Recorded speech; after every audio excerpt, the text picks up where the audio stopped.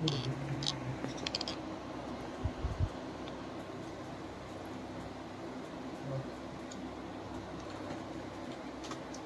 IP address आहे बघा 65 आहे ना.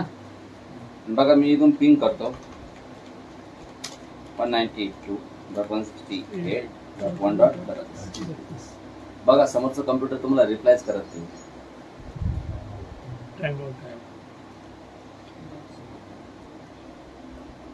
याचं कारण हे आहे की त्या सिस्टीमवरती फायरवॉल ऑन आहे, तो पण डिफॉल्ट मोडमध्ये. डिफॉल्ट मोडमध्ये फायरवॉल कोणतीही ट्रॅफिक ऍक्सेप्ट करत. पिंग करण्यासाठी जो प्रोटोकॉल वापरतात म्हणजे पिंग कमांड जी असते ही कमांड आहे, एनप्लसमध्ये तुम्हाला शिकवले मी. पण हे काम ऍक्च्युली पिंग कमांड नाही करत. एक सिस्टीम दुसऱ्या सिस्टीम बरोबर कनेक्टिव्हिटी ज्यावेळेस टेस्ट करतं म्हणजे समोरच्या सिस्टीमला तुम्ही पिंग नाही करत, याचा अर्थ तिथं फायरवॉल ऑन आहे डिफॉल्ट मोडमध्ये. मग तुम्हाला असं वाटतं तुम्हाला पिंग करायचंय.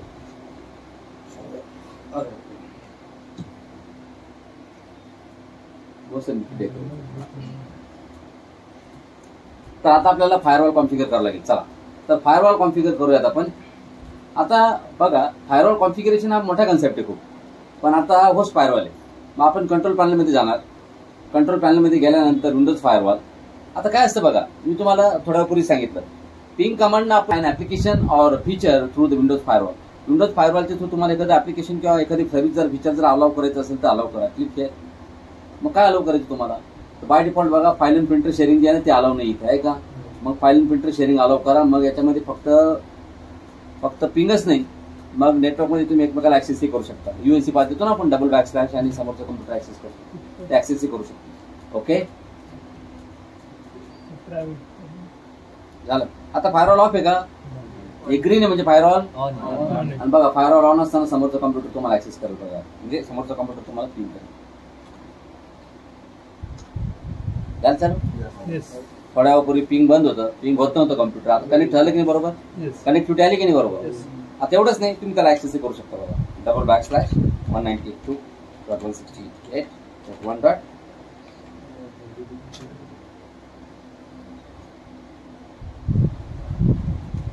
प्रॉब्लेम काय द्याल, टाइम का लागतो मी तुम्हाला सांगतो. एक हे सिस्टीम आहे डोमेनचं क्लायंट, काय एवढा वेळ लागेल नाही पाहिजे. आता वेळ लागला ना सर, तुम्ही जर या कम्प्युटर जर डोमेनमधून काढलं असतं तर पाहिजे. हे बघा या कम्प्युटर डोमेनमधून काढून टाकत तुम्ही. हे बघा सिस्टम डोमेनमध्ये, मग डोमेन आलं म्हणजे डीएनएस आलं बरोबर आहे. मग ते डीएनएस सर्व्हरला कॉन्टॅक्ट करायला पाहतं कम्युनिकेशन. आपण जर याला वर्कग्रुपमध्ये जर घेतलं तर मग प्रश्नच म्हटलं आपला.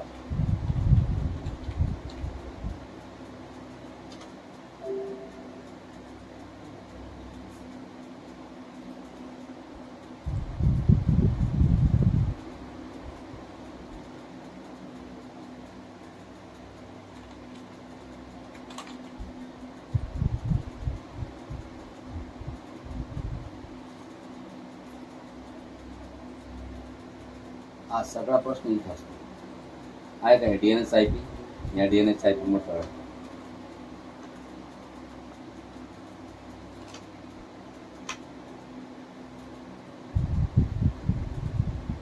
ना रहेगा बस ना बुझेगी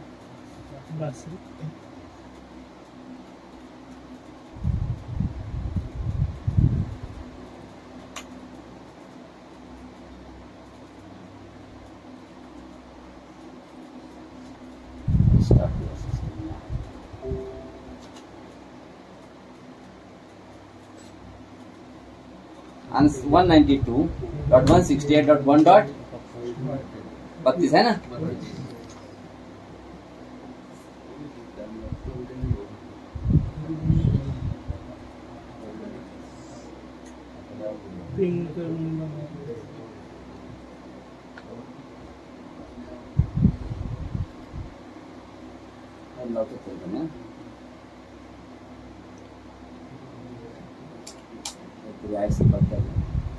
तेव्हा पहिल्यापेक्षा लवकर ऍक्सेस झाला बरोबर आहे की नाही.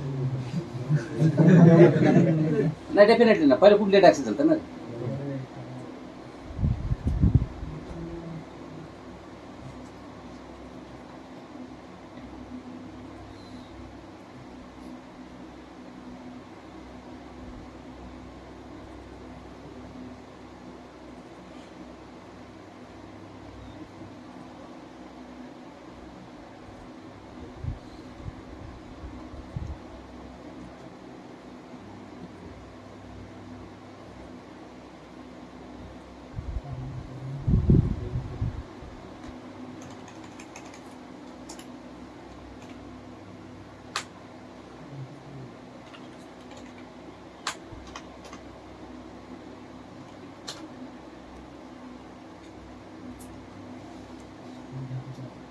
32 आपण स्टार्ट केलंय का?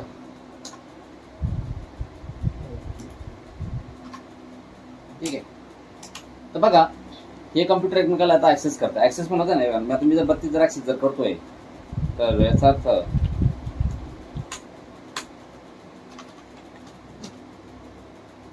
फर्स्ट टाइम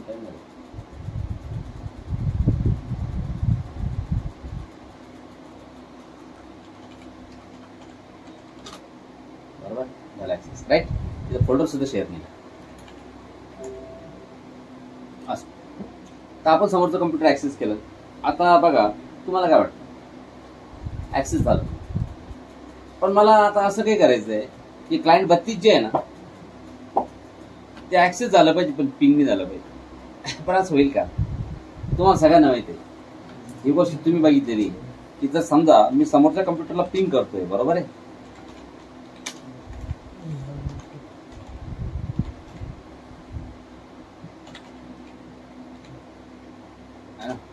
समोरचं कम्प्युटर पिंग होतंय म्हणजे ते मला काय होतंय, ऍक्सेस. समोरचं कम्प्युटर जर पिंगच झालं नाही तर मला ते ऍक्सेस होईल का? हा एक सरळ सरळ फॉर्म्युला यूज करतो आपण, बरोबर आहे. पण तुम्हाला मी सांगतो असं करता येतं. फायरवॉल काही करू शकतो. फायरवॉल बघा तुम्हाला दाखवतो. आता पिंग होत आहे ना, ऍक्सेस पण होत आहे ना. आता थोड्या वेळानं ऍक्सेस होईल पण पिंग नाही होणार. मग त्यासाठी आता मला फायरवॉलमध्ये मला रूल सेट कॉन्फिगर करणे.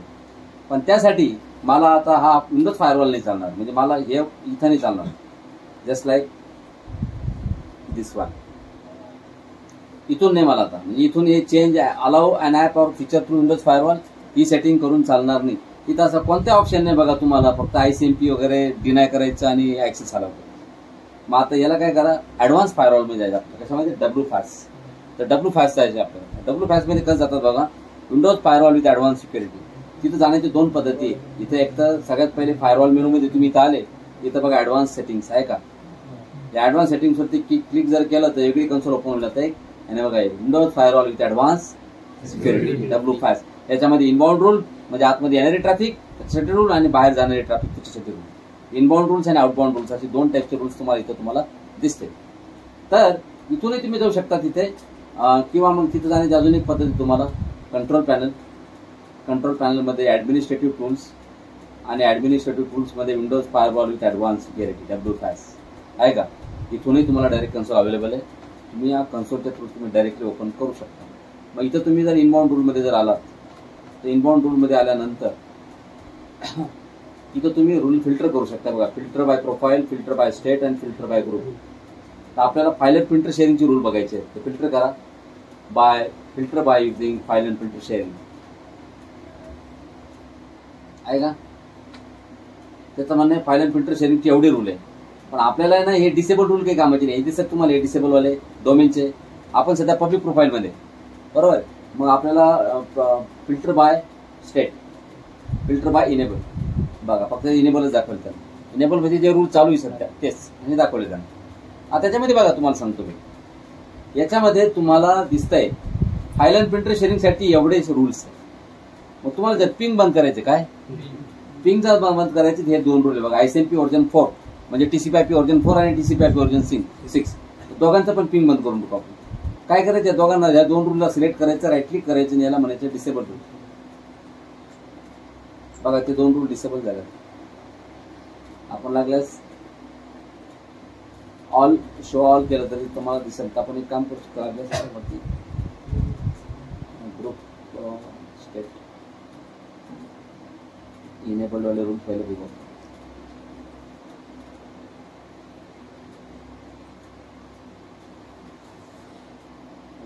ठीक आहे, दिसत तुम्हाला. तर आता बघा समोरच्या कम्प्युटरवरती या आणि आता समोरचा कम्प्युटर पिंग करा तुम्ही 32. तुम्ही ICMP बंद करून टाकले. काय बंद केलं, ICMP ब्लॉक केलं.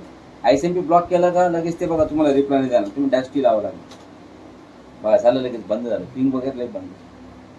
आणि आपण काय म्हणतो पिंग नाही होते म्हणजे पिंग नाही होते म्हणजे ऍक्सेस नाही होणार, होईल का. पण असं काही नाही बघा, पिंग नाही होते तरी पण ऍक्सेस करा, ऍक्सेस झाले आहे की नाही.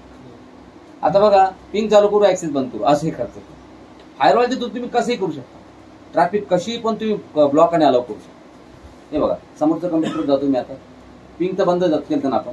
बघा ते 2 रूल होते ते. एक आहे पब्लिक प्रोफाईलचे. काय करायचं फक्त इथून फिल्टर बाय प्रोफाईल करा आणि ना पब्लिक प्रोफाईल घ्या फक्त. बस आले का. मग पब्लिक प्रोफाईलचे 2 जे रूल आहे ना यांना इनेबल करून टाका. वाय इनेबल झालं. बघा तिकडे पिंग चालू झालं असेल. झालं चालू. तसं बघा खूप फास्ट आहे फायरवॉल. जसं तुम्ही त्याला ऑन केलं, जसं तुम्ही तिथे ICMP काढता निर्बंध काढले इनेबल केला रूल, तसं पिंग चालू झालं. पिंग चालू झालं पण ऍक्सेस तुम्हाला चालू आहे अजून. बरोबर आहे. ऍक्सेस तर करता तुम्ही. तुम्हाला अजून गेलं तर ऍक्सेस होतंय. तुम्हाला ऍक्सेस ब्लॉक करायचा आहे मेलमध्ये. तर ऍक्सेस जर ब्लॉक करायचं असेल तर तुम्ही एक काम करा, समोरच्या कम्प्युटरचा आणि ऍक्सेस करण्याचे रूल कोणते असतात बघा. वरचे 2 आहे ना प्रिंटिंगचे रूल आहे. प्रिंटिंग तुम्हाला जर प्रिंटर शेअरिंग बंद करायचं असेल तर वरचे 2 रूल आहे. प्रिंटर स्पूलर सर्व्हिस म्हणजे प्रिंट सर्व्हिस आणि SNB in, NB session, NB name, NB datagram हे जे रूल आहे हे आहे तुमचे ऍक्सेस कशाचे. हा पण घ्या तुम्ही लागले LLMNR म्हणजे IP वर्जन 6 आहे LLMNR. तर ह्यांना तुम्ही डिसेबल करून टाका. बघा आता ना ऍक्सेस बंद आहे. पिंग चालू आहे. पिंग आडलं त्यांनी. पिंग व्यवस्थित चालू आहे. सगळे व्यवस्थित आहे की. आता बघा मी ऍक्सेस करायला जातो. नाही इराड आता ऍक्सेस नाही आता ऍक्सेस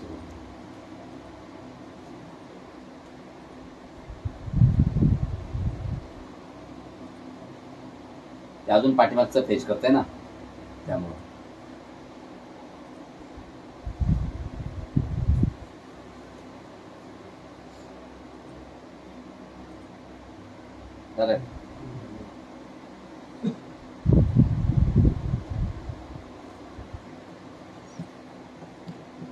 डन. आता क्लिअर ऑल फिल्टर्स दादा. ठीक आहे. सगळे त्याने रूल तुम्हाला दाखवले. बघा बरी तर टेलनेटचा रूल आहे का. आहे का. म्हणजे हे सिस्टीम टेलनेट सर्व्हर आहे. बघा मी जर समोरच्या कम्प्युटर जर गेलो आणि तुमच्या कम्प्युटर जर टेलनेट करायला जर गेलो मी. बघा टेलनेट करतो TPL NET 192.168.1. अच्छा हे टेलनेट क्लायंट नाही म्हणतो. ते टेलनेट सर्व्हर आहे पण हे टेलनेट क्लायंट आहे. त्यामुळे ते म्हणतो हे कमांड चालणार नाही. ताबडतोब एरर दिसला बरोबर कळायला पाहिजे आपल्याला की काय प्रॉब्लेम आहे. याला टेलनेट क्लायंट म्हणतो.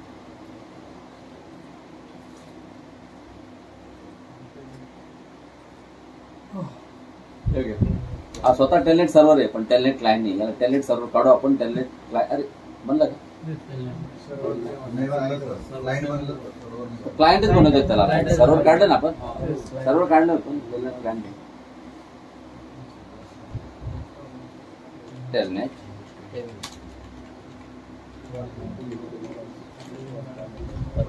होत आहे की नाही बरोबर. या साला म्हणजे टेलनेट ऍक्सेस होत आहे. एक आहे तुम्ही त्याला ऍक्सेस करा. युजर नेम @administrator पासवर्ड झाला ऍक्सेस. आता होस्टिंग कमांड स्वतःच ऍड्रेस स्वतःच नाव नाही सांगणार. ते क्लायंट 32 नाव सांगणार. कारण की आपण कुठे सध्या क्लायंट 32 वर. एक्झिट कर वापस. ठीक आहे डन. आपण ऍक्सेस करतोय पण एक काम करा क्लायंट 32 वर जा. तुम्ही काय ऍक्सेस करता माहिती का. तिथं टेलनेट सर्व्हर चालू आहे पण सर टेलनेट सर्व्हर चालू असून चालत नाही. हा फायरवॉल मध्ये रूल पण टाकलेले आहेत टेलनेट सर्व्हर. मग याच्यात ह्या रूल नुसार तुमचे टेलनेट ट्रॅफिक आलं आहे. म्हणजे समजा हा रूलच डिलीट करून टाकला तर ना रहेगा बाज ना बजेगी बासुरी. हे बघा आता तुमच्या फायरवॉल इनेबल आहे आणि फायरवॉल मध्ये टेलनेट साठी रूलच नाही पाहुणे. जर असं जर असेल तर बघा थोड्या वेळपूर्वी तुम्हीच ऍक्सेस केलं होतं. हे बघा आता तुम्हीच ऍक्सेस नाही करणार. बघा लटर फायरवॉल जर इनेबल असेल तर फायरवॉल मध्ये तुमच्या त्या सर्व्हिसला अलाउ करण्यासाठी रूल करा. रूल जर नसेल तर विषय सांगा नाही होते ऍक्सेस. होतंय का.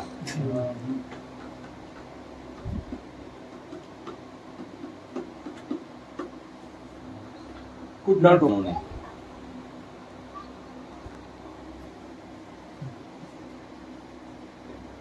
बघा आता आपण इथं रूल बनवणार आहे. काय करायचं पाहिजे ऑप्शन बघा. इनबाउंड रूल मध्ये या आणि इनबाउंड रूल मध्ये आल्यानंतर न्यू रूल एक नवीन रूल क्रिएट करा. Program rule, port rule, predefined rule, custom rule. तुम्ही प्री डिफाईन घेऊ शकता. इथे दिसेल बघा तुम्हाला टेलनेट सर्व्हर. हे बघा आहे का टेलनेट. बस हा रूल घ्यावा लागतो. पण महत्वाचा कन्सेप्ट काय आहे की जर तुमचा प्रोटोकॉल जर या लिस्टमध्ये नाहीच आहे तर तुम्हाला त्याचा पोर्ट नंबरच द्यावा लागेल की नाही. तर प्री डिफाईन तू कोणी गेला तिथं, पण आपण पोर्ट रूल बनवणार. कोणता? नेक्स्ट करा. मग ते विचारतो तुम्हाला कोणता पोर्ट आहे, टीसीपीचा का युटीपीचा आहे. टेलनेट हा टीसीपीचा पोर्ट वापरतो. कोणाचा? टीसीपी. मग टीसीपीचा कोणता पोर्ट वापरतो? तो पोर्ट नंबर 23 नंबरचा पोर्ट घ्या. अलाउ द कनेक्शन या फिर ब्लॉक द कनेक्शन. तसं आहे सगळे ब्लॉकच सध्या. आपल्याला एखादी गोष्ट अलाउ करायची असेल त्यासाठी रूल बनावं लागतो आपल्याला. तर बाय डिफॉल्ट सगळं काय असतं? ब्लॉक असतं. आता allow the connection if it is secure हा ऑप्शन कधी आहे? ज्यावेळेस तुम्ही आयपीसेक वापरत असेल तर हा ऑप्शन तुम्ही घेऊ शकता. ठीक आहे ना, आयपीसेक असेल तर. पण आयपी सेक्शन तुमचं सध्या काही संबंध नाही. मायक्रोसॉफ्टच्या 3ऱ्या मॉड्यूलमध्ये एक चॅप्टर येतो आयपीसेक मध्ये. तुम्हाला राहील उद्या परवा उद्या राहील. Allow the connection and then block तर करायचं नाही. आता ब्लॉकच करायचं होतं का थोड्या वेळापूर्वी ब्लॉक नाही तर काय मग आता कशाला बरोबर ब्लॉकसाठी रूल बनतो. डोमेन प्रायव्हेट अँड पब्लिक तिन्ही प्रोफाईलसाठी मला काय करायचं हा रूल पाहिजे. रूलला नाव मी देतो अलाउ.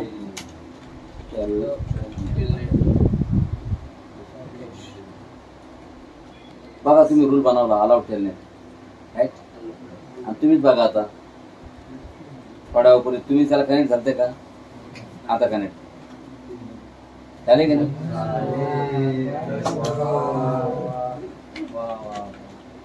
बरं चला पुढे जाऊया.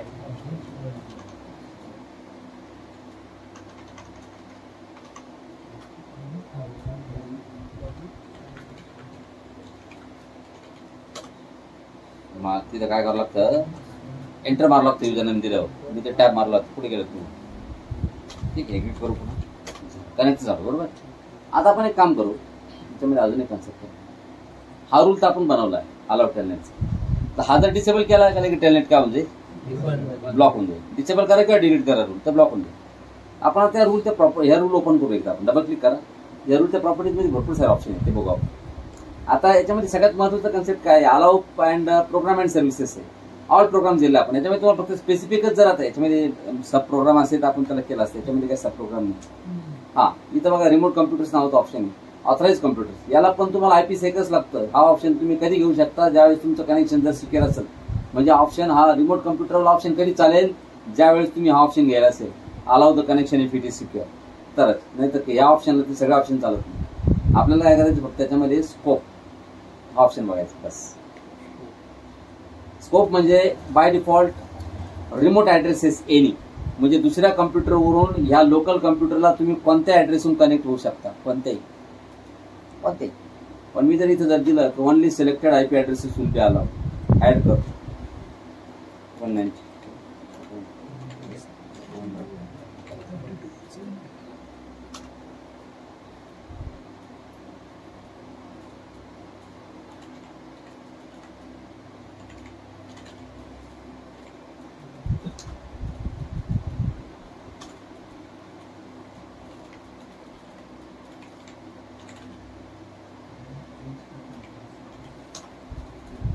तीन कम्प्युटर आहेत. ठीक आहे, बस एवढंच चेंज केलं. बस 3 कम्प्युटर ऍड केले. आता बघा हा क्लायंट 65 थोड्या वेळापूर्वी ऍक्सेस केला तर नाही आहे ना. बघा आता नाही कनेक्ट होणार कारण की क्लायंट 65 आयपी ऍड्रेस आहे. 65 किती आहे का त्या लिस्ट मध्ये? तो आपण टाकला का? मग तुम्ही जर समजा याला जर दिलं तर हा बिलकुल कनेक्ट होऊ शकतो क्लायंट एका. कारण की याचा आयपी ऍड्रेस दिला आपण.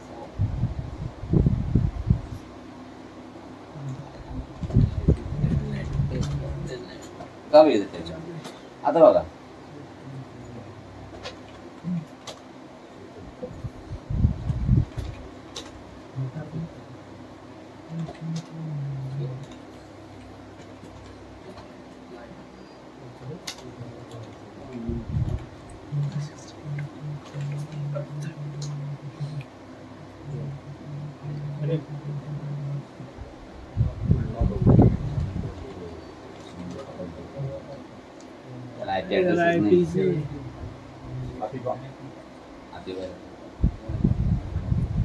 आपण जायची त्याला.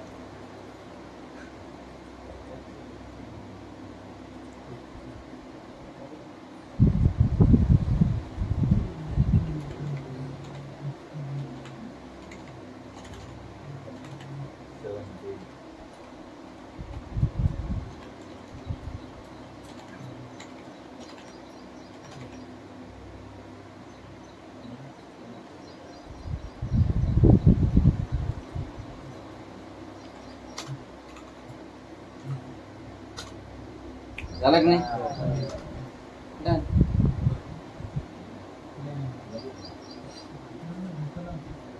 म्हणजे बघा, आपण फायरवॉल ऑन ठेवून पण कम्युनिकेशन करतोय की नाही? फक्त तुम्हाला माहित पाहिजे की तुम्हाला कोणती ट्रॅफिक तुम्हाला अलाउ